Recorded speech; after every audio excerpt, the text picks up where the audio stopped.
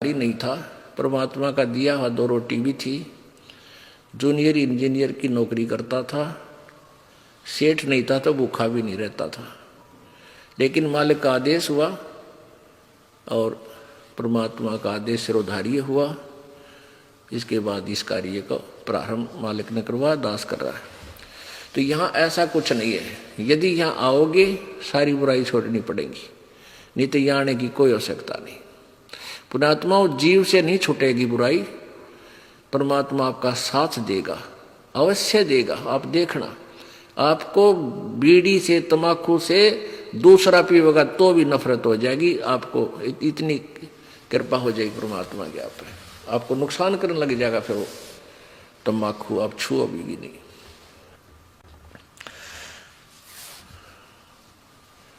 अब प्रसंग चल रहा है कि प्रेम की पवन करे चितबंधन धल के तेज नयारे। अब प्रेम की पवन जब परमात्मा के सही आपके ऊपर रगड़े लगेंगे, ज्ञान के, भक्ति के, सुमरण के, फिर दान करोगे, फिर अंतःकरण साफ हो जाएगा, आप में प्यार जागृत होगा।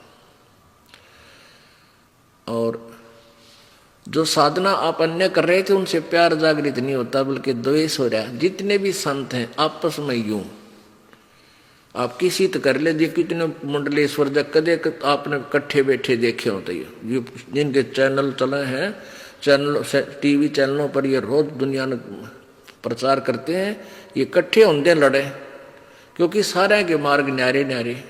कोई कुछ कह रहा है, कोई कुछ बता रहा है, कोई कुछ कह रहा है, वो उसकी निंदा कर रहा है, उसकी वो सचमुच निंदा कर रहे हैं और दास केवल यथार्थ बता रहा है। तो साधु संत इकट्ठे होने चाहिए। अगर वो संत हैं, एक दूसरे से विरोध नहीं होना चाहिए उनको, और सब ने मिलकर, मान लीजिए दास जो ज्ञान बता रहा है और किसी को इस पर आपत्ति है, वैसे तो आपत्ति दास छोड़ता है को नहीं, क्योंकि साथ लालटेन दिखा देता है ये टॉर्च कि आप ये बोल रहे हो श्रीमान जी, आपकी ये पुस्तक है, आपने लिखा है और हमारे वेद ये बता रहे, तो उसकी जुबान पर टेप लग जाती है, वो बोल सकता नहीं, हिल सकता नहीं। फिर वो बकवाद करता है, वो तो गुंडा है, झूठा है, उसकी बातें मत सुनना है, वो तो निंदा करता है। और क्या बोलेगा? फिर यही बोलेगा, अरे एक बात तो बता, जो तेरी निंदा करी हो, तुझे गुंडा कहा हो, तू चोर कहा हो या ठग कहा हो, तेरे ज्ञान मत रोटी ढूंढी है, और वो वेदों से कंपेयर की है, सदग्रंथों से कंपेयर, इतना किया दास ने। तो एक दिन आएगा, इन सभी ने सरेंडर करना पड़ेगा जनता के सामने। ये स्वीकार करेंगे हमारा ज्ञान गलत है। अगर ये संत होंगे, ये तत्व ज्ञान, ये मूल ज्ञान कबीर जी ने अभी तक छुपाने का आदेश दे रखा था और लाख दुआई कह रखी थी धर्मदास, तो लाख दुआई यो तत्व ज्ञान, ये मूल ज्ञान की तो बाहर न जाई। और ये मूल ज्ञान बाहर जो पढ़ी बिचली पीढ़ी हंस नहीं तरी। अगर ये ज्ञान आम कबीर पंथी को भी होता और उसके पास नाम देने का अधिकार नहीं होता, तो हम कैसे समझाते कि हम ठीक बता रहे हैं, वो गलत बता रहे हैं। ये सारे तक कबीर पंथियों के मुंह बंद हो जाएंगे और सारे ये नकली पंथी जो और हैं उनके, और साथ में जो हिंदू धर्म को मिसगाइड कर रहे हैं और अन्य ये संत इनको मूर्ख बना रहे हैं, इन सब के मुंह बंद हो जाएंगे, क्योंकि ये सदग्रंथ आज हमारे साथ हैं, ये बोल रहे हैं। तो ये मूल ज्ञान छुपा कर रखा था परमात्मा ने अपनी सूक्ष्म वेद में, और आज दास आपको सुना रहा है और इनमें प्रकट दिखा रहा है अपने सदग्रंथों में। तो फिर संशय रहेगा ही नहीं, तो अपने आप पहचानोगे, आपने तो भगवान चाहिए, आपने परमात्मा चाहिए है और परमात्मा मिलने जा रहा है। फिर आना कानी किसी पुण्यात्मा पीछा नहीं हट्या करते, छोड़ देंगे सब कुछ को, चाहे कोई साहब महंत संत बने हो, वो तो नकली सांग है, आप भी नरक में जाकर आपको भी ले जाएगा। अब देखो, इन तीनों का ब्याह करा दुर्गा ने, यही देवी पुराण चल रहा है। ये देखिएगा, ये है तीसरा स्कंद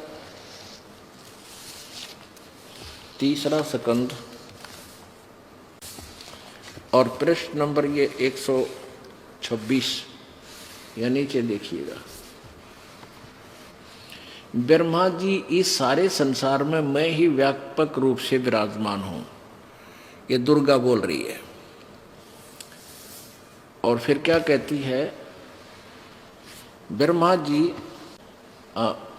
जी इस शक्ति को तुम अपनी छत्री बनाओ, यह अनुपमा सुंदरी है, इसका मुख सदा मुस्कान से भरा रहता है, महासरस्वती नाम से विख्यात इस श्रेष्ठ देवी में सभी रजोगुण विद्यमान हैं।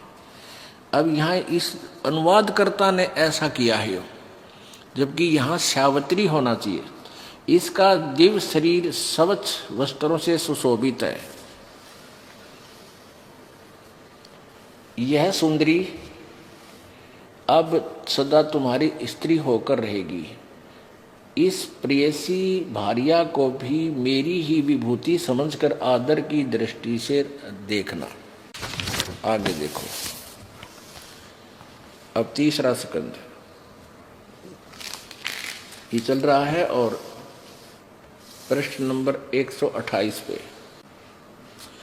इस प्रकार मुझे आज्ञा देकर वंदना भगवती, प्रसन्न वंदना भगवती जगदम्बा ने भगवान विष्णु से कहा, विष्णु मन को मुग्ध करने वाली इस महालक्ष्मी को लेकर तुम भी पधारो, यानी जाओ, और यह सदा तुम्हारे वक्ष स्थल में विराजमान रहेगी, तेरी छाती पे बैठी रहेगी। नू कह आगे देखो, तुम इस लक्ष्मी के साथ सदा आनंद करना। ये रामाकांत पहला बाग बीज दूसरा काम बीज किलम, तीसरा बाग माया बीज हरियम, ये मेरे मंत्र हैं। अब देखो, कहीं की ईंट कहीं का रोड़ा। अरदास आपको ये परमात्मा ने दिए हुए सत्य यानी सूक्ष्म वेद में जो ज्ञान है उसमें से ये मंत्र आपको दिए जाते हैं, वो बिल्कुल एक्यूरेट मंत्र हैं और सारे ही कंप्लीट हैं। इन किते सिर, किते पैर, किसी की टांग, किसी का कुछ ईंट कहीं का रोड़ा। आगे कहते हैं कि भक्ति और मुक्ति देने वाले इन मंत्रों को सदा स्मरण रखना चाहिए। ऊपर जो बोले हैं, कल्याणकारी इच्छा करने वाले पुरुष ओम इस प्रवण के साथ मंत्र जप करे। पुरुषोत्तम तुम वैकुंठ की रचना करके वहीं विराजमान रहो। पुण्यात्मा जो दास आपको पहला मंत्र देता है वो 5 नाम, इसमें से 2 नाम इसने स्पष्ट किए हैं, लेकिन कहीं की ईंट कहीं का रोड़ा। फिर कहते तेरा कल्याण हो, ओम नाम जपले जतन कल्याण चाहिए। और ये सहयोगी मंत्र हैं, ये मोक्ष के अकेले से मोक्ष नहीं, ये सहयोगी मंत्र हैं। जैसे रोग काटने के लिए ग्लूकोज अलग है, ग्लूकोज रोग नहीं काटती, वो सहयोग देती है शरीर को स्वस्थ बनाने में, लेकिन रोग काटने की औषधि न्यारी होती है। आगे देखो, देवी ने कहा, शंकर मन को मुग्ध करने वाली यह महाकाली गौरी नाम से विख्यात है, तुम इसे पत्नी बनाओ, पत्नी रूप से स्वीकार करो, कैलाश की रचना करके वहीं रहो और इसके साथ सुखपूर्वक आनंद करो। तुम्हारी लीला में तमोगुण की प्रधानता रहेगी। अब ये क्लियर हो गया पुण्यात्माओं। जो परमेश्वर जी ने 600 वर्ष पहले जो कथा सुनाई थी, जो ज्ञान दिया था अपने सूक्ष्म वेद में, सूक्ष्म वेद में यानी सच्चिदानंद घन की वाणी में, अर्थात कबीर वाणी में, वो 100% 100% सत्य है।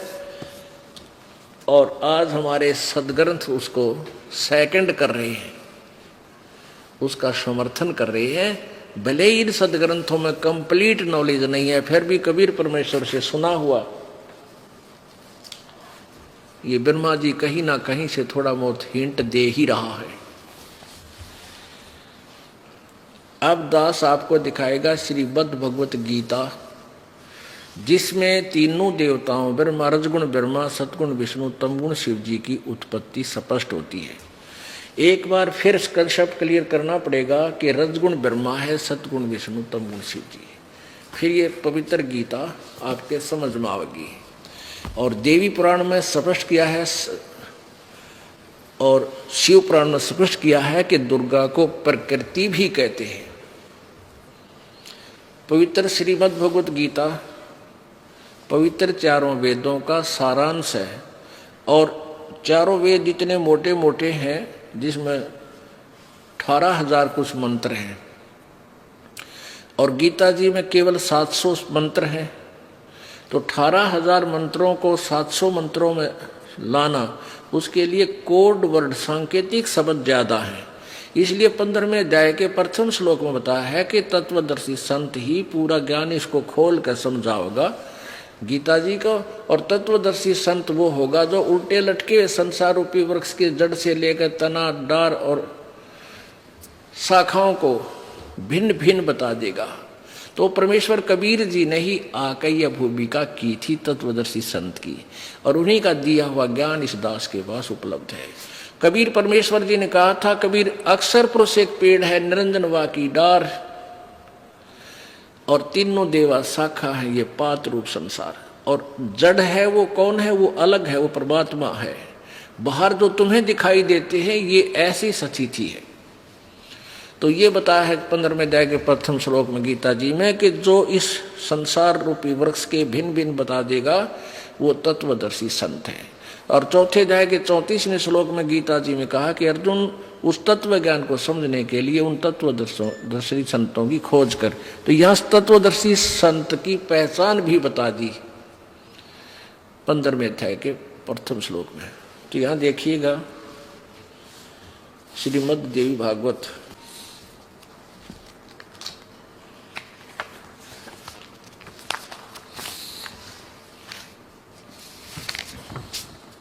अथ देवी भागवतम भाषा टीका युक्ते सहमातम सहमातम, और खेमराज श्री कृष्ण दास प्रकाशन बंबई से प्रकाशित है। इसके तीसरे सकंद में आपको दिखाते हैं रजगुण ब्रह्मा है, सतगुण विष्णु, तमगुण शिव जी। और जब तक ये कंसेप्ट क्लियर नहीं होगा तब तक हम समझ नहीं सकते कोई भी मार्ग किसी प्रकार का भी हम नहीं समझ सकते।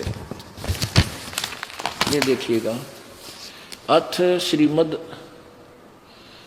देवी भागवते भाषा टीका युक्ते तृतीय सकंध है प्रारंभते।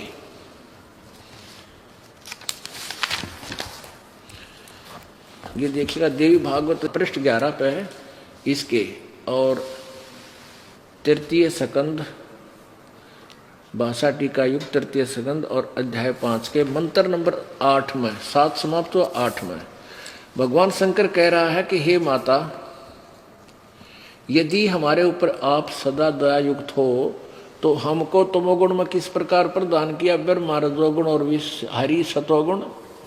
अब संस्कृत देखो, क्योंकि संस्कृत भी साफ है इसलिए ये गड़बड़ नहीं कर सके, सच्चाई लिखनी पड़ी अनुवादकर्ता ने।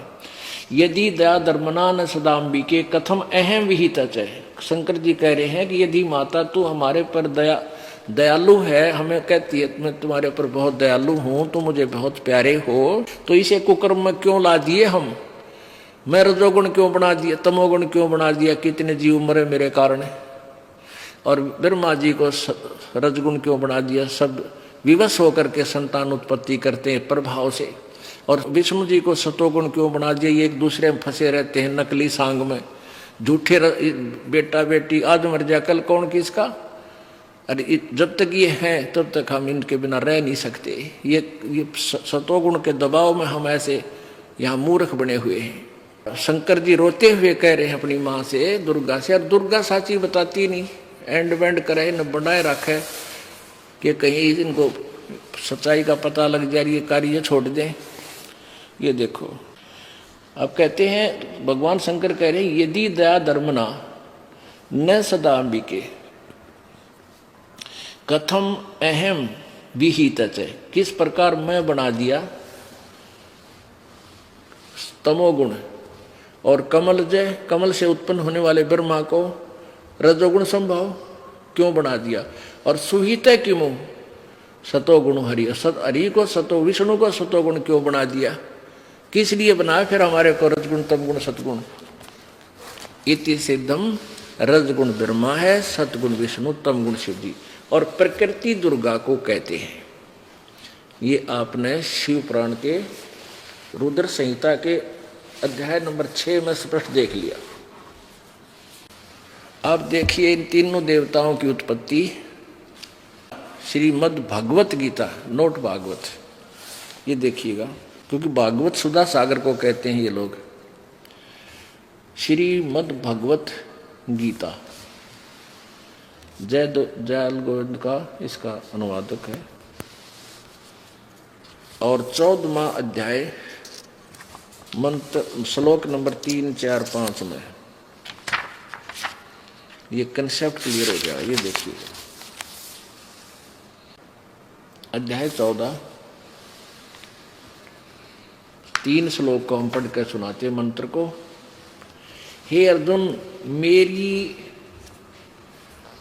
वैसे इसका अर्थ है माम ब्रह्म, मुझ ब्रह्म की, मुझ ब्रह्म। अच्छा, वैसे इनका अनुवाद पढ़ते हैं।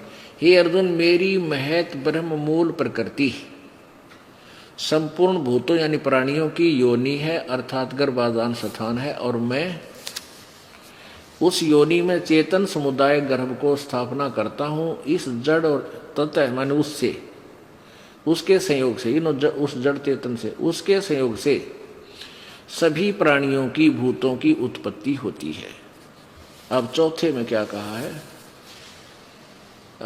अर्जुन, नाना प्रकार की सभी योनियों में, जितने भी ये कुत्ते गधे सूअर की योनियां हैं, जितनी भी मूर्तियां अर्थात शरीरधारी प्राणी उत्पन्न होते हैं, प्रकृति यानी दुर्गा उन सब की गर्भ धारने वाली माता है, और मैं बीज स्थापन करने वाला पिता हूँ। और 5वें में, हे अर्जुन, सतगुण विष्णु, रजगुण ब्रह्मा और तमगुण शिव जी, ये प्रकृति से उत्पन्न, ये दुर्गा से उत्पन्न हुए हैं। तीनों गुण अविनाशी जीवात्मा को शरीर में बांधते हैं। अब काल अपने आप बरी होना चाहता है कि मैं नहीं, ये ब्रह्मा विष्णु महेश ही तुम्हें यहाँ कर्मों के बंधन में बांधे रखते हैं। जैसा आपने गीता जी अध्याय नंबर 15 के श्लोक नंबर 1, 2, 3 और 4 में देख सुना कि उसमें भी ये काल कहता है कि ये तीनों गुण यानी रजगुण ब्रह्मा, सतगुण विष्णु, तमगुण शिव जी ही सभी प्राणियों के कर्मानुबंधनी, कर्म के अनुसार बंधन करने के मूल कारण है। ये तुम्हें यहाँ फंसाए रखते हैं। और परमेश्वर क्या बताते हैं कबीर जी कि नहीं, ये काल तुम्हें बहका रहा है। ये सब ने मिलकर ही तुमको इन सभी ने मिलकर आपको यहाँ फंसा रखा है। क्या बताते हैं?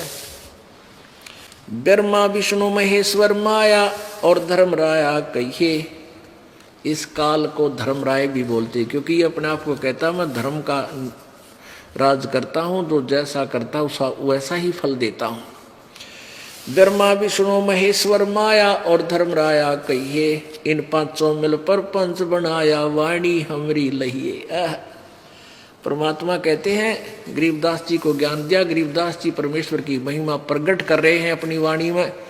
जैसा कि कबीर सागर में आपने देखा कि कबीर परमेश्वर ने 600 वर्ष पहले कहा था कि 12वां पंथ जो गरीबदास पंथ होगा और उसका प्रवर्तक होगा, वो 1774 में उसका जन्म होगा। उसमें 75 गलती से लिखा है कबीर सागर में। और उससे मेरी महिमा की वाणी प्रकट होएगी। लेकिन वो गरीबदास पंथ वाले भी उस वाणी को नहीं समझ सकेंगे। फिर 12वें पंथ में चल के हम ही आएंगे और फिर उस वाणी को निर्णय करके समझाएंगे। सब पंथों को मिटाकर एक ही पंथ चलाएंगे। तो ये परमेश्वर की महिमा की वाणी गरीबदास जी ने प्रकट की है कि कबीर जी क्या बताना चाहते हैं। क्या बताते हैं कबीर जी? इन पांचों मिल जीव अटकाए, युगन युगन हम आन छुटाए। इन पांचों ने मिलकर तुम्हें यहाँ फंसा रखा है, और युग युग प्रत्येक युग में आके हम ही छुड़वाते हैं तुम्हारे को इनसे। सत भक्ति करवा के, सच्चा ज्ञान दे के, तुम्हारा विश्वास दृढ़ करा के और सतलोक ले जाते हैं। बंदी छोड़ हमारा नामम, अजर अमर है अस्थिर ठामम। कबीर परमेश्वर कहते हैं बंदी छोड़ है मेरा नाम, यानी बंद छुड़वाने वाले। और हमारा स्थान सतलोक अजर अमर है, वो कभी नष्ट नहीं होता। वो शाश्वतम स्थानम, वो सनातन परम धाम है जो हमारा वास्तविक स्थान है। अब इनकी महिमा क्या बताते हैं? पीर पैगंबर कुतुब ओलिया सुर नर मुनिजन ज्ञानी। एत्या क्यों तो रा ना पाया, यजम कै बंधे प्राणी, हे बंदी छोड़। अब ये है ये सूक्ष्म वेद, इस सूक्ष्म यानी सच्चिदानंद घन की वाणी, इसके एक श्लोक को अनुवाद करने के लिए पीर पैगंबर कुतुब ओलिया सुर नर मुनिजन ज्ञानी, एत्या को तो रा ना पाया, ये काल के बंधे प्राणी। इनको तो तत्व ज्ञान नहीं मिला, ना देवताओं को, ना ऋषियों को, ना महर्षियों को, इनको तत्व ज्ञान प्राप्त नहीं था, इसलिए ये काल की ही डोर से बंधे रहे। परमेश्वर कहते हैं, कबीर जी कहते हैं, सुर नर मुनिजन 33 करोड़ी बंदे सभी निरंजन डोरी, ये काल की डोर का बंध रहे, इनको यथार्थ ज्ञान नहीं है। और पुण्यात्मा यहाँ एक बात समस्या आ जाती है कि क्या ब्रह्मा विष्णु महेश और देव ऋषियों ने किसी को ज्ञान नहीं था? हाँ, किसी को ज्ञान नहीं था।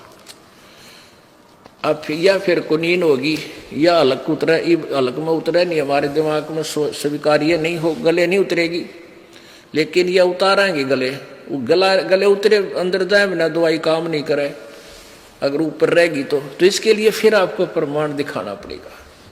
पुण्यात्माओं, प्रत्येक सत्संग में, ये सत्संग कहो या लेक्चर कहो या क्लास कहो, ये पीरियड कहो, ये प्रत्येक पीरियड में यहाँ एक सामूहिक सत्संग सतल है।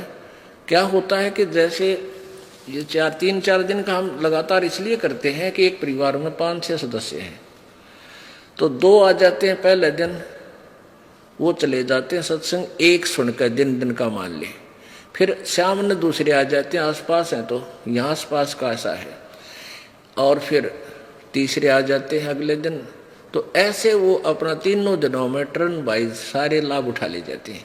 तो इसलिए दास चाहता है कि रह कर ये रेग मार बार बार मारा जा, ताकि सब का मैल उतर जा। और जो पुण्यात्मा बार बार सुनते हैं प्रभु की महिमा, चाहे 1,00,000 बार सुन ले तो बार भी आनंद आना चाहिए। यदि आपको आनंद नहीं आ रहा कि तो कल सुनी थी आज भी फिर सुना रहे गुरु जी, तो आप अस्वस्थ है, आप अभी भक्ति योग नहीं हुए हो। जैसे व्यक्ति को बुखार हो जाता, मलेरिया, उसको रोटी भी कड़वी लगती है, मनुक्खा दाख भी कड़वी लगती है, और उसका इलाज क्या है? कड़वी लग गए हैं तो कुनीन कड़वी खानी पड़ेगी, फिर वो स्वस्थ होगा, और स्वस्थ होने के बाद फिर वो सूखी रोटी भी उसको मीठी लगेगी। ऐसे ही जो व्यक्ति पहली बार सत्संग सुनता है, उसको ये ज्ञान अटपटा सा लगता, पर सुनता रहे, फांकी मार इसकी, ना चाहते हुए जैसे गोली, ना चाहते हुए भी गटक जाया करें, ना चाहते हुए सुनते रहना इस ज्ञान को। ये कानों के माध्यम से आपके पेट में जाएगी कुनीन, और फिर साफ कर देगी अंदर से, जिससे आपको कड़वापन था। अब दिखाते हैं कि ना ब्रह्मा सुर नर मुनिजन 33 करोड़ी बंदे सभी निरंजन डोरी, पीर पैगंबर कुतुब ओलिया सुर नर मुनिजन ज्ञानी, एत्या को तो रा ना पाया, ये जम कै बंधे प्राणी। ये वाणी परमात्मा की। अब इस वाणी को सिद्ध करना अति आवश्यक है, नहीं तो कोई भी नहीं मानेगा कि ब्रह्मा विष्णु महेश सुर माने देवता है। इन देवताओं को ज्ञान नहीं था, और इन मुनियों को, ब्राह्मणों को कोई ज्ञान नहीं था, ऋषियों को तत्व बिल्कुल भी ABC, ये तो वेद ज्ञान था ही नहीं इनको। अब ये सिद्ध करेंगे अपने सदग्रंथ श्री मद देवी भागवत। देखिए तो पुण्यात्मा, इस जितनी बार भी आप सत्संग सुन रहे हो, और आपको प्रत्येक जितनी बार भी रह कर जो बार बार रिपीट भी की जाती है तो भी अच्छी लगती है, तो आप स्वस्थ हो। जैसे सुबह रोटी खाई आपने, और शाम में फिर आपकी रुचि रोटी भोजन में है, तो आप स्वस्थ हो। यदि अरुचि है तो आप अस्वस्थ हो लिए, वो कड़वी दवाई फिर खाओ। कहने का भाव ये है कि ये मान लिया आपको लगता है गुरु जी ने कल भी दिखाई थी, परसों भी दिखाई थी, ऐसा मन में आता है तो आप अभी अस्वस्थ है, पर फिर सुन इस कड़वी दवाई ने खाता ही रहे, अरुचि से भी सुनता रहे, ये रोग ऐसे ही कट जाएगा। फिर आपको चाहे 100 बार सुननी पड़े, 100 बार अच्छी लगेगी। अब देखिएगा श्रीमद देवी भागवत, गीता प्रेस गोरखपुर से प्रकाशित है।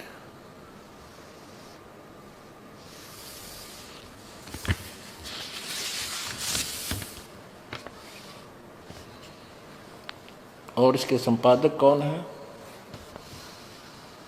हनुमान प्रसाद पोद्दार चिमन लाल गोस्वामी। ये कहाँ से छपी है? प्रकाशक मुद्रक गीता प्रेस गोरखपुर, गोविंद भवन कार्यालय कलकत्ता का संस्थान। इसके 28 पृष्ठ पर आपको दिखाते हैं।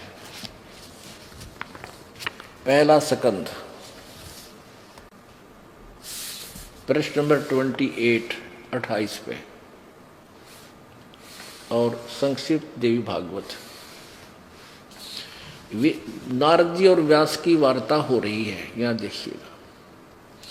नारद जी ने कहा, महाभाग व्यास जी, तुम इस विषय में जो पूछ रहे हो ठीक यही प्रश्न मेरे पिताजी ने भगवान श्री हरि से किया था। यहां देखना, ये वे चराचर जगत के आश्रयदाता, जगतगुरु एवं देवताओं के भी देवता हैं। ऐसे जगत प्रभु भगवान श्री हरि यानी विष्णु जी महान तप कर रहे थे, उनकी समाधि लगी थी। यह देखकर मेरे पिता ब्रह्मा जी को बड़ा आश्चर्य हुआ। अतः उन्होंने उनसे जानने की इच्छा प्रकट की। ब्रह्मा जी ने पूछा, प्रभु आप देवताओं के अध्यक्ष, जगत के स्वामी, भूत भविष्य एवं वर्तमान सभी जीवों के एकमात्र शासक हैं। भगवान फिर आप क्यों तपस्या कर रहे हैं और किस देवता यानी किस भगवान की आराधना में ध्यान मगन है?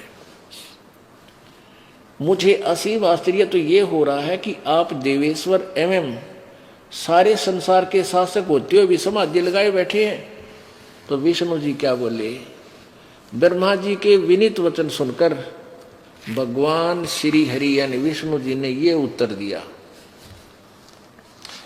ब्रह्मन सावधान होकर सुनो, मैं अपने मन का विचार व्यक्त करता हूँ। देवता, दानव, मानव सभी यही जानते हैं कि तुम सृष्टि करते हो, मैं पालन करता हूँ, और शंकर संहार क्या करते हैं। किंतु फिर भी वेद के पारगामी विद्वान अपनी युक्ति से यह सिद्ध करते हैं कि रचने, पालने और संहार करने की यह योग्यता जो हमें मिली है उसकी अधिष्ठात्री शक्ति देवी है, दुर्गा है। वे कहते हैं कि संसार की सृष्टि करने में तुम राजसी शक्ति का संचार हुआ है, मुझ में सात्विक शक्ति मिली है और रुद्र में तामसी शक्ति का आविर्भाव हुआ है।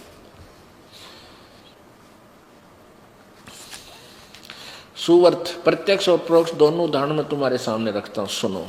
यह निश्चित बात है कि उस शक्ति यानी दुर्गा के अधीन होकर मैं इस शेष नाग की सैया पर सोता हूँ, सृष्टि करने का अवसर आती जाग जाता हूँ, मैं सदा तप करने में लगा रहता हूँ। इस शक्ति के शासन से कभी मुक्त नहीं रह सकता। कभी अवसर मिला तो लक्ष्मी के साथ सुखपूर्वक समय बिताने का सौभाग्य प्राप्त होता है। मैं कभी तो दानवों के साथ युद्ध करता रहता हूँ, कभी अखिल जगत को भय पहुंचाने वाले दैत्यों के विकराल शरीरों को शांत करना मेरा परम कर्तव्य हो जाता है। और फिर क्या कहते हैं, अब यहाँ तोड़ पाड़ दिया विष्णु जी ने अपने ज्ञान का। मुझे सब प्रकार से शक्ति के अधीन होकर रहना पड़ता है, उन्हीं भगवती शक्ति का मैं निरंतर ध्यान किया करता हूँ। और ब्रह्मा जी मेरी जानकारी में इन भगवती शक्ति से यानी दुर्गा से बढ़कर और कोई देवता नहीं, कोई और भगवान को नहीं। ओ तेरा गजब। अब आगे परमात्मा की वो वाणी, स्वर नर मुनि जन 33 करोड़ी, ये बंधे सभी काल की डोरी। इन ब्रह्म तक का विज्ञान कोई ना, वेदों का विज्ञान नहीं विष्णु जी को, ना ब्रह्मा जी को। अब देख दुर्गा क्या बताती है, ये कहता है कि मैं तो दुर्गा से ऊपर कोई भगवान नहीं मानता, देव नहीं मानता। और देवी क्या कहती है कि ब्रह्म की पूजा करो, उसका ओम नाम है, सब बातें छोड़ दो। बता भाई, अभी न कित रो है। आप 562 पृष्ठ पे आपको दिखाते हैं। श्री 7वां सकंद, संक्षिप्त देवी पुराण, देवी भागवत 562। अब देवी बता रही है, हिमालय को ज्ञान उपदेश दे रही है, ब्रह्म स्वरूप का वर्णन। पहले दिए अपनी अटकल्ला है कि मेरा ऐसी भक्ति करो, फिर कहती वो ब्रह्म कैसा है वो बताती हूँ। श्री देवी जी कहने लगी है उस ब्रह्म का क्या स्वरूप है यह बतलाया जाता है, जो प्रकाश रूप, सबके अत्यंत समीप, में सचित, हृदय रूप गुहा में सचित होने के कारण गुहाचर नाम से प्रसिद्ध और महान पद अर्थात परम प्राप्य है। वह समस्त प्रजा के ज्ञान से परे है, अर्थात किसी की बुद्धि में आने वाला नहीं है, ऐसा तुम जानो। जो परम प्रकाश रूप है, जो सूक्ष्म से भी अत्यंत सूक्ष्म है, जिसमें संपूर्ण लोक और उन लोकों में निवास करने वाले प्राणी सचित हैं, वही यह अक्षर ब्रह्म है। वही सबके प्राण है, वह सबकी वाणी है और वही सबके मन है। यह सब परम सत्य, ये परम सत्य और अमृत अविनाशी तत्व है। सौम्य उस वेदने योग्य लक्ष्य का तुम वेदन करो, मन लगाकर उसमें तन्मय हो जाओ। सौम्य उपनिषद में कथित महान अस्त्र धनुष लेकर उस पर उस उपासना द्वारा तीक्ष्ण किया हुआ बाण संधान करो और फिर भानुगुप्त चित्त के द्वारा उस बाण को खींचकर उस अक्षर ब्रह्म को ही लक्ष्य बनाकर वेदन करो। या मई मत बताओ है और भगवान अविनाशी परमात्मा की मंत्र बता रही है। ओम परवण माने ओम धनुष है, जीवात्मा बाण है और ब्रह्म को उसका लक्ष्य कहा जाता है। उस एकमात्र ब्रह्म को ही जाने, दूसरी सब बातें छोड़ दे। यानी ना मेरी पूजा करना ना किसी और की, केवल ब्रह्म उपासना करें।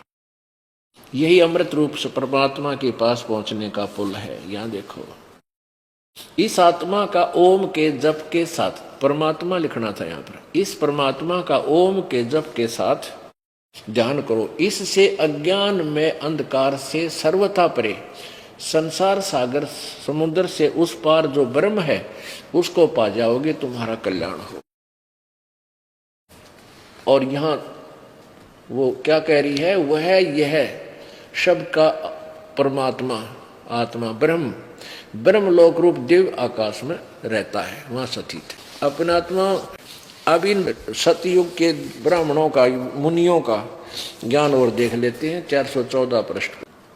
परमात्मा की एक वाणी, इतना ज्ञान फैला दिया इन लोगों ने कि परमात्मा के यथार्थ ज्ञान को, सत्य को सत्य सिद्ध करने के लिए ये इतने पापड़ बेलने पड़ते हैं इस दास को, जब आप कहूँ यकीन होता है कि सचमुच कबीर जी की वाणी सच्ची है। छठा अध्याय और संक्षिप्त देवी भागवत 414 पृष्ठ। जन्मे जय ने पूछा, महाभाग किस युग में कैसा धर्म का स्वरूप है, इस संपूर्ण विषय को विशेष रूप से बताने की कृपा कीजिए। व्यास जी बोले, व्यास जी कह रहे हैं जो वेदों के राइटर हैं और गीता की और पुराणों के। राजन, ये निश्चय है कि सतयुग में ब्राह्मण वेद के पूर्ण विद्वान थे और उनके द्वारा निरंतर भगवती जगदम्बा की आराधना होती थी। जय हो। और वे भगवती का दर्शन करने के लिए उनका मन सदा ललायित रहता था। वाह रे वाह। यालियावड़ सतयुग के ब्राह्मणा का और वेद के पूर्ण विद्वान थे, दुर्गा की पूजा करते थे। और दुर्गा कह रही है वो तो ओम का जाप करो, बाकी सब छोड़ दो। और वेद यही कह रहे हैं और गीता यही कह रही है, गीता जी कि वो खुद कहता है कि मेरा तो एक ओम मंत्र है और कोई देवता की पूजा मत करो, किसी देव की पूजा मत करो यदि तुम्हें कल्याण चाहिए। अब ये तो सतयुग के ब्राह्मणा का ज्ञान है और कलयुग के ब्राह्मण तो राक्षस बताए हैं कि जो कल सतयुग में राक्षस होते थे उस कैटेगरी के कलयुग के ब्राह्मण हैं। अब दास नहीं कह रहा, यहां देखो यही छठा स्कंद, यही 414 पृष्ठ पर आप पढ़ रहे थे, बिल्कुल इसी पृष्ठ पर यहां देखें। धर्म की ये स्थिति त्रेता युग में रही, परंतु कुछ ह्रास हो गया।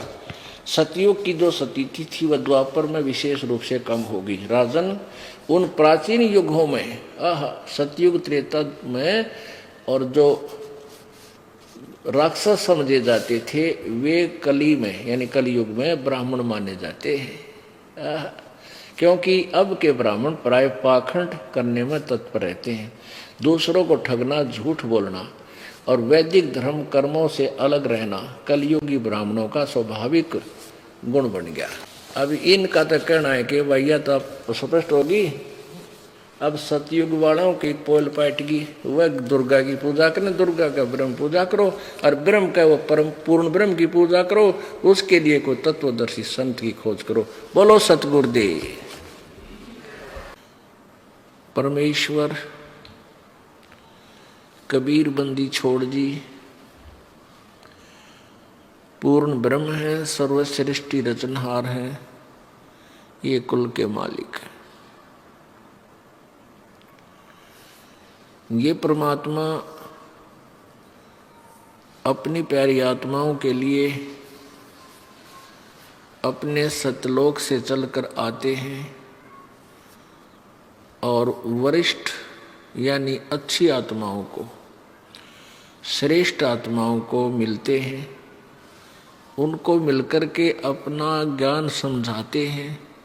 फिर वो पुण्यात्माएं परमात्मा के तत्व ज्ञान से परिचित होकर के उस परमेश्वर के गुणगान ढोल के डंके पर गाते हैं। परमेश्वर जी अपनी वाणी में कहते हैं, कबीर जी, चारों युग में संत पुकारे, कूक कहा हम हेल रे, हीरे माणिक मोती बरसे, ये चग चुगता ढेल रे। कि चारों युग में मेरे संतों ने भी आवाज लगाई मेरे द्वारा दिए गए तत्व ज्ञान की, और मैंने भी आकर के ऊंची आवाज लगा लगा के अपनी प्यारी आत्माओं को संबोधित किया। और यही वेद बताते हैं कि वो परमात्मा अपने तत्व ज्ञान के प्रचार हेतु सतलोक से चलकर आता है। अपनी प्यारी आत्माओं को जो धार्मिक अनुष्ठान कर रहे हैं उनको आकर मिलता है, उनको फिर अपनी यथार्थता से परिचित कराता है, सतलोक के दर्शन करवाता है। फिर वो पुण्यात्मा उस परमेश्वर की पक्की गवाह बन जाते हैं। परमेश्वर कबीर जी है, ये चारों वेद उगाहा, चारों वेद गवाह है। और वो आंखों देखे जिन्होंने परमात्मा की प्राप्ति हुई, परमात्मा का साक्षात्कार हुआ, वो संत परमात्मा कबीर जी के गवाह हैं। सदग्रंथ जो बताते हैं वही परिभाषा, वही लक्षण आंखों देखा संत बताते हैं। वो संत जिन्होंने वेदों को पढ़ा भी नहीं था, सुना भी नहीं था, सुना तो उल्टा ही था लेकिन पढ़ा भी नहीं था, और जो उल्टा सुन रखा था उसके लिए उन्होंने संघर्ष भी किया, अपनी अमृतवाणी बोली। परमात्मा के साक्षात्कार के पश्चात जो उनका अनुभव था, उन्होंने अपने अनुभव की वाणी यथार्थ रूप में प्रकट की।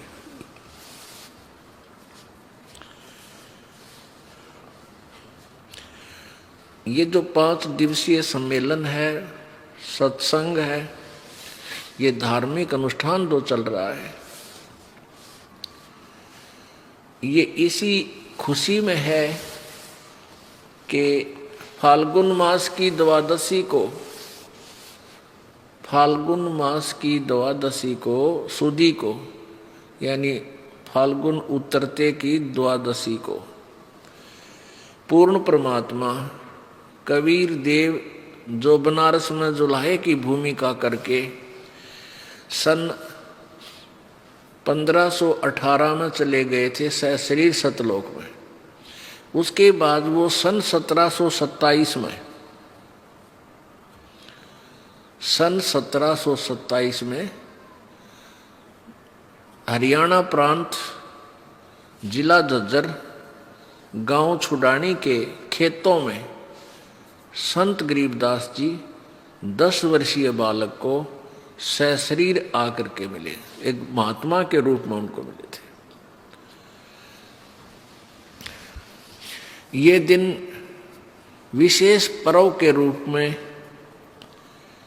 हम सभी परमेश्वर अनुयायियों ने मनाना चाहिए, और इसके उपलक्ष्य में अधिक से अधिक भक्तों ने यहाँ आश्रम में आकर के इस अमृत ज्ञान का लाभ उठाना चाहिए।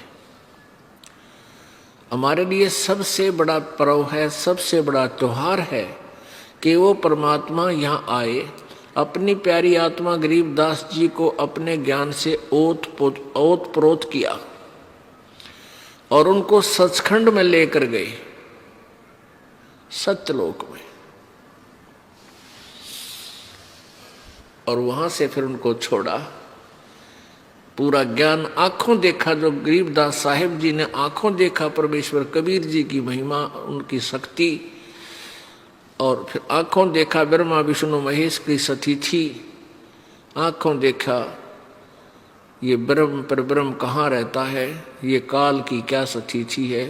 तो वो जो का जो आंखों देखा लिखा है। परमात्मा गरीबदास साहिब जी कहते हैं, हम देखा सो साच है और सकल प्रपंच, हमने जो देखा वो सत्य है, बाकी जो बोल रहे हैं ये सब झूठ बोलते हैं, बनावटी बातें। और आज ये बात सिद्ध हो रही है। पुण्यात्माओं, सबसे पहले हमने परमात्मा के विषय में ये जानकारी प्राप्त करनी है कि कौन है वो प्रभु और कहाँ रहता है वो मालिक, और उसको कैसे पाया जा सकता है, उसकी क्या स्थिति है, वो साकार है व निराकार। तो उससे हमने कैसे ये निर्णय करें। कोई कहता परमात्मा साकार है, तो साकार रूप में क्या बताते हैं कि जैसे ये सारी पृथ्वी ब्रह्मांड जो भी है ये परमात्मा का ही रूप है, ये साकार बताते हैं, और वैसे परमात्मा को निराकार बताते हैं। ये तो घिसी पिटी थूरी थी, ये तो बनावटी बातें थी, ये कोई बात हुई। कहते साकार रूप में यही परमात्मा है। अब जैसे आपको सृष्टि रचना सुनाई थी, सृष्टि रचना में ये विस्तार से आपको बताया गया, और अन्य संतों ने क्या बताया है, जैसे राधा स्वामी पंथ और धन धन सतगुरु सच्चा सौदा पंथ सिरसा वाले और जगमाल वाले मथुरा वाले, ये जय गुरुदेव वाले, ये सारे एक कुएं का पानी है, ये एक ही कुएं का जल है, इसमें कोई अंतर नहीं। वही इनका ज्ञान घिसा पिटा, कहीं की ईंट कहीं का रोड़ा, और वही इनके मंत्र और सृष्टि रचना इनकी सुन ले तो कहना है क्या है। इन्होंने बताया है कि पहले परमात्मा अकेले थे, निराकार था, और फिर परमात्मा साकार हुए तो ऊपर के 3 चेतन मंडल बन गए, 4 चेतन मंडल बन गए। परमात्मा जब साकार में आया तो सतलोक, अलखलोक, अगमलोक और अकहलोक, ये यो बन गया भगवान, ये पत्थर बन गया, यानी पृथ्वी बन गया। ये सब ऊपर घूम रहे हैं जो ग्रह पर है, यो कहते यो भगवान ऐसे बन गया। अरे तेरा गजब, ये भगवान अलग चीज है, ये पत्थर अलग चीज है, ये पृथ्वी ये तो अलग चीज है। इनकी जो द्वारा दिया गया ये क्या नाम है, सृष्टि रचना का ज्ञान तो ऐसा है। एक समय एक कैंडिडेट इंटरव्यू देने गया, साक्षात्कार के लिए गया, तो इंटरव्यू में उससे पूछा गया कि आपने महाभारत पढ़ा है। वो स्टूडेंट, वो कैंडिडेट कहता है कि जी खूब पढ़ रखा है, महाभारत की कथा मैंने खूब उंगलियों पर याद है मेरे को। तो इंटरव्यू लेने वाले ने, साक्षात्कार लेने वाले ने कहा कि 5 पांडवों के नाम बताओ। उसने बताया कि एक सी भीम, एक सी भीम, एक ओदा बड़ा भरा, एक ओ तू छोटा सी, एक होर सी, तो एक दा नाम मैं भूल गया। तो ये उसने महाभारत के 5 पांडव सुना दिए। अरे पेरेडे, तो ऐसे इन संतों की कथा है, सृष्टि रचना पढ़ के देखिए, धन धन सतगुरु वाले की, राधा स्वामी वाले की, कितना सर पैर भी नहीं गया इन व्यक्तियों को, और करोड़ों व्यक्तियों को गुमराह कर दिया, भोली आत्मा श्रद्धालुओं को। वह तो श्रद्धा करके जाते हैं, बोर्ड लगा हुआ है भाई MBBS डॉक्टर, और बूढ़ी आत्मा जाते हैं, डॉक्टर समझ गए, मरीज ने क्या पता है डॉक्टर है कि नहीं, और वहां वो गलत मेडिसिन देकर सबका जीवन बर्बाद कर दिया। डॉक्टर की दवाई को डॉक्टर ही बता सके, तो ये दास भी डॉक्टर बन गया इस आध्यात्मिक मार्ग का। अब इन सब डॉक्टरों की जो देखी कि इन्होंने कौन सी दवाइयां बना रखी हैं, सारी नकली, कोई सी भी जन्म मरण के रोग काटने की को ना। पुण्यात्माओं, ये दास ढोल के डंके पर कहता है और सबके बाद संदेश भेज दिया हमने कि तुम्हारा ज्ञान गलत है और तुम गलत मार्गदर्शन कर रहे हो, लेकिन कोई नहीं चल सकता। हाँ, गाली जरूर दे दे, उधर नकल झूठ, वो तो निंदा करता है। रामपाल तो सिरफरा व्यक्ति है, सबकी आलोचना करता है, आलोचना नहीं करते संत। जो आलोचना और निंदा करे वो तो नीच आत्मा होता है, और संत का फर्ज होता है, कर्तव्य होता है, खरी खरी कहे और सच्चाई बताओ। जो हमारे परमात्मा ने, कबीर जी ने भी यही किया था, और वही आदेश इस दास के लिए हो चुका है। ये दास भी अंतिम श्वास तक यही सच्चाई बयां करेगा, जिससे मानव समाज का उद्धार होगा और पूरे विश्व में ये ज्ञान जाएगा, क्योंकि ये तोब का गोला है। ये ऐसा ज्ञान है, इसके सामने कोई नहीं टेक सकता, चाहे कितनी बात बनाता हो और चाहे करोड़ शिष्यों ने गुमराह करे बैठे हो। पुण्यात्मा एक बार समझी और समझी बस, क्योंकि अभी तक सभी के अंदर ये श्रद्धा है, ये आस्था है कि गुरुजी जो ज्ञान देते हैं वो फाइनल होता है। फिर एक इन्होंने थ्योरी बना रखी है, गुरुजी कोई भी नाम दे दे वही मंत्र काम करेगा। कोई बात हुई? फिर इतने बड़े ग्रंथ लिखने की क्या आवश्यकता थी प्रभु ने? इतनी बड़ी बड़ी अपनी वाणियां लिखने की क्या आवश्यकता थी संतों ने? 2 अक्षर लिख जाते, भाई संत जो भी कहे वो नाम जप लियो तब तो तुम्हारा कल्याण हो जाएगा। नहीं, कहते हैं कह कबीर निज नाम बिना कैसे उतने पार, निज नाम सतनाम खास नाम विशेष नाम, जो परमात्मा पाने का है उसी से मोक्ष होगा। पवित्र गीता जी में अध्याय नंबर 17 के श्लोक 23 में कहा है कि ओम तत्सत इति निर्देश ब्रह्मण त्रिविध समर्थ है। तो नहीं तो इसमें कुछ भी लिख, गीता में भी लिख देते भगवान भाई कुछ भी नाम जपो, संत दो दे दे वही जाप कर लेना। ये खास संकेत उधर से ये भी कहा है कि तत्व ज्ञान तत्वदर्शी संतों से जाकर पूछो, चौथे अध्याय के 34वें श्लोक। फिर उसकी पहचान बताई है 15वें अध्याय के प्रथम मंत्र में, और फिर साथ में संकेत भी कर दिया कि वो संत ओम तत्सत केवल 3 मंत्र का जाप है वो देता है, तो उस तत्वदर्शी संत है, नाती नकली है। यह संकेत इसलिए देना पड़ा कि कोई नो कह देवे तत्वदर्शी संत कुछ भी नाम दे दे, फिर नहीं, ये संकेत इसलिए करना पड़ा कि कोई मनमुखी बहाने बना करके कुछ भी नाम देने लग जाए, वो ठीक नहीं। परमेश्वर कबीर जी सन 1398 विक्रमी संवत 1455 में सतलोक से चलकर आए और एक कमल के फूल पर काशी शहर में लहर तारा नामक एक कमल के फूल पर एक नवजात शिशु का रूप धारण करके विराजमान हुई। उनके प्रत्यक्ष दृष्टा एक अष्टानंद नाम के ऋषि थे, जो महर्षि रामानंद स्वामी जी के